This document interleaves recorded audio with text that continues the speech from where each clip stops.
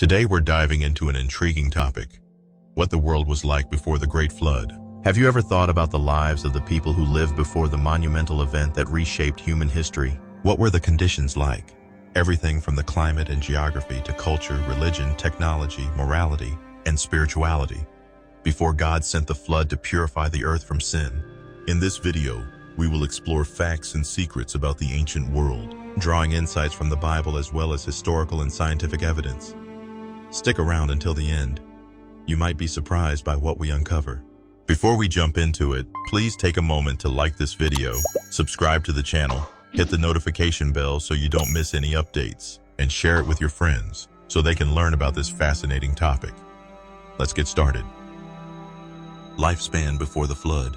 One of the most remarkable differences between the world before the flood and ours today was the human lifespan. Can you imagine living for hundreds of years? The Bible tells us that many people during that time had lifespans ranging from several centuries to almost 1,000 years. For example, Adam, the first man, lived 130 years. His son Seth lived 912 years. Methuselah, Noah's grandfather, lived a record 969 years, and Noah himself reached 950 years. What made these extended lifespans possible? One theory suggests that the Earth's environment was much more favorable for human life. Many believe that a canopy of water vapor surrounded the Earth, shielding it from harmful solar radiation and creating a stable, warm climate. This protective layer likely broke during the flood, causing the rains that flooded the world. Afterward, the climate became much colder and drier, exposing humanity to harsher conditions and shortening lifespans. Divine and human interaction. Another distinctive aspect of life before the flood was the direct communication between God and people. The Bible tells us that God spoke directly to several key figures, including Adam, Eve, Cain, Abel, Enoch, and Noah. He guided them with instructions, gave warnings, made promises, and even administered judgment for their actions. Additionally, the Bible describes a strange union between the sons of God and the daughters of men, resulting in a race of giants known as the Nephilim. The identity of these sons of God and daughters of men and the nature of the Nephilim have been widely debated. One common interpretation is that the sons of God were fallen angels who rebelled and descended to earth, mating with human women. The offspring from this unholy union were the Nephilim, giant beings known for their immense strength, size, and wickedness. Their existence led to an increase in violence and corruption, which ultimately led to God's judgment. The rebellion of Lucifer. To understand where these fallen angels came from, we need to go further back in time, before the earth was even created. The Bible reveals that God existed in majesty with his Son, Jesus, and created angels to worship and serve him. Among the angels was Lucifer, whose name means morning star. Lucifer was the most beautiful and powerful of all angels, serving as the anointed cherub who guarded God's throne. However, Lucifer became proud and dissatisfied with his position. He aspired to be equal with God and convinced a third of the angels to join his rebellion. But God, in his sovereignty, cast Lucifer and his followers out of heaven, condemning them to earth. Lucifer became known as Satan, and the rebel angels became demons, evil spirits serving under his command. This was the beginning of the spiritual battle between God's kingdom and Satan's kingdom. When God created humanity, Satan saw an opportunity for revenge. He used the serpent, one of the most cunning creatures, to tempt Eve into disobeying God. He lied to her, telling her that eating the forbidden fruit would make her like God, knowing good and evil. Eve, deceived by this temptation, ate the fruit and shared it with Adam. Their disobedience resulted in the loss of their communion with God, and they transferred their authority over the earth to Satan, who became the ruler of this world. The story of Cain and Abel. The story of humanity's rise and fall is one of conflict and redemption. A prime example is the story of Cain and Abel, the first two sons of Adam and Eve. Although they were brothers, their approach to God was vastly different.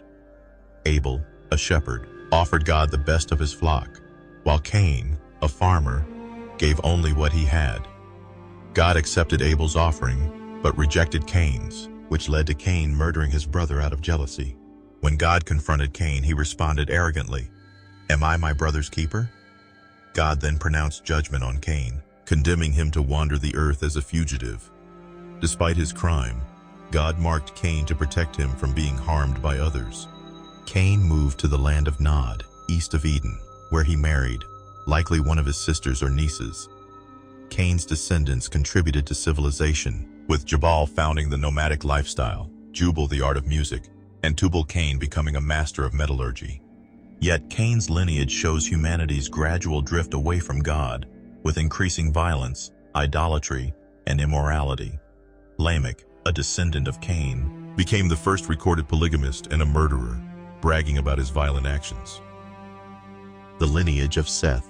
In contrast to Cain's line, Adam and Eve had another son named Seth, whose name means substitute, as he replaced Abel. Seth's descendants included Enos, Canaan, Mahalalel, Jared, Enoch, Methuselah, Lamech, and Noah. This lineage represented the righteous sons of God, who followed God and worshipped him, unlike the rebellious sons of men.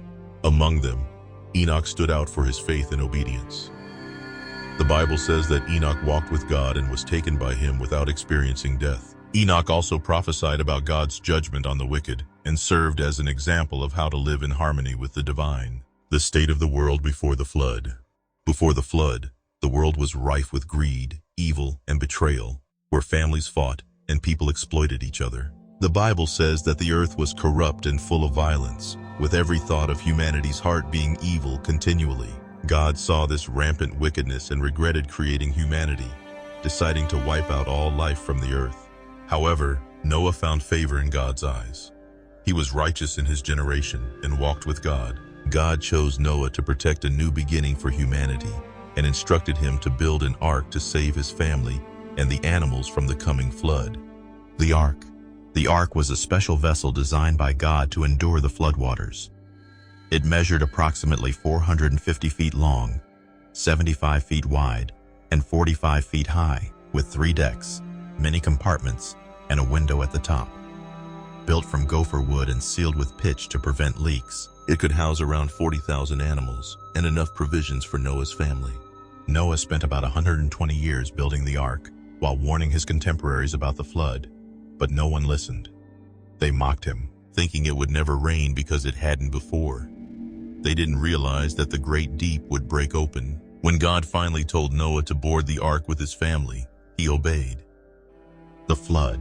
When Noah was 600 years old, the flood came. God opened the fountains of the deep and the windows of heaven, sending rain for 40 days and 40 nights. The waters rose and covered even the highest mountains. Every living thing on dry land perished, and only Noah and his family were saved. The floodwaters lasted for 150 days, but God remembered Noah and caused the waters to recede. The ark came to rest on the mountains of Ararat. After some time, Noah sent out a raven and then a dove to check if the waters had subsided. The dove returned with an olive leaf, signaling that the earth was drying. When the earth was completely dry, God instructed Noah to leave the ark with his family and the animals. Noah built an altar and offered sacrifices to God, which pleased him. God then promised never to curse the ground because of humanity again, or to destroy the earth with a flood. God's covenant. God blessed Noah and his sons, commanding them to be fruitful and multiply. He made a covenant with them and all living creatures, symbolized by the rainbow, a reminder of God's faithfulness and his promise to preserve life on earth. This marks the end of the flood story, a fresh start for Noah and his descendants, who repopulated the earth and built new nations. But that's a story for another time. Please share your thoughts in the comments while respecting others' opinions. If you found this content valuable, consider subscribing so you don't miss future videos. Share this with family and friends and like the video to help spread knowledge. Thank you for watching and may God bless you.